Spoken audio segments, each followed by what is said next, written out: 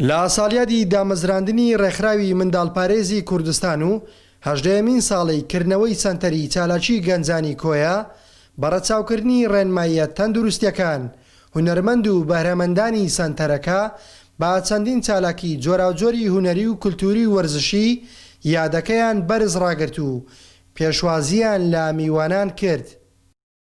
سەنتەری چالاکی گەنجانی کوێ لە مانگی حوتی 2002 دامەزراوە لەلایەن ڕێکخراوی منداڵپارێزی کوردستانەوە ئەم سەنتەرەکراوەتەوە لە سەرەتایکردنەوەشی تاکوی ئێستا بەردەوام لە خزمەتکردنی گەنجان بەبێ جیاوازی. خاوەن بیرروکەی دامەزرانی ڕێکخراوی منداڵپارێزی دادەهێرۆی ئیبراهیم ئەحمەد بوو. زۆربەی ئەو گەنجانی کە لەلای ئێمەنا زۆر بە ئاسان لە هونەرە جوانەکان وەردەگیرێن ئەو وەک دەست پێکەک لە کۆتایش ئەوانەی کە بە بەردەوامی دێنەوە ئێرە سەردانی ئێرە دەکەنەوە چ لە ئەکادیمیا چ لە هونەرە جوانەکان لە خوێندکارە یەکەمەکانن. لەگەڵ وەرزی چالاکیەکان بە سەدان فێرخواز ڕوو لە سەنتەری چالاکی گەنجانی کۆیە دەکەن و لە هەمان کاتیشدا ناوەندێکی گرنگ بووە تا گەنجان و منداڵان بەهرەکانیان نیشان بدەن.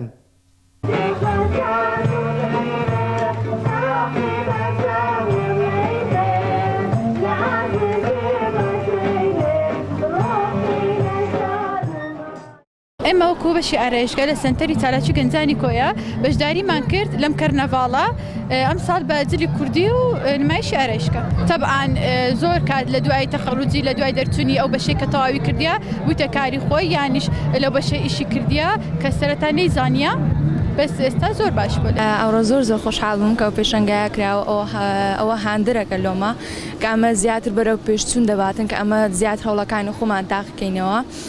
ئەم بۆ هەندێک لە ورسمانی ئێرەدا بەشداریم لەو پێشەنگایی کردیە زۆر پێ خۆشحاڵیش بووم. 29 ساڵ لەمەوبەر ڕێکخراوی منداڵپارێزی کوردستان لەلایەن خات و هێرە و ئیبراهیم ئەحمەدەوە دامەزرا و لە زۆربەی شار و شارۆچکەکانیش سەنتەری تایبەتی کردەوە تا لەو ڕێگەیەوە خزمەت بە منداڵان و گەنجانی کوردستان بکات. لە قەزای کۆیەوە کاروان نازم، گەلی کوردستان.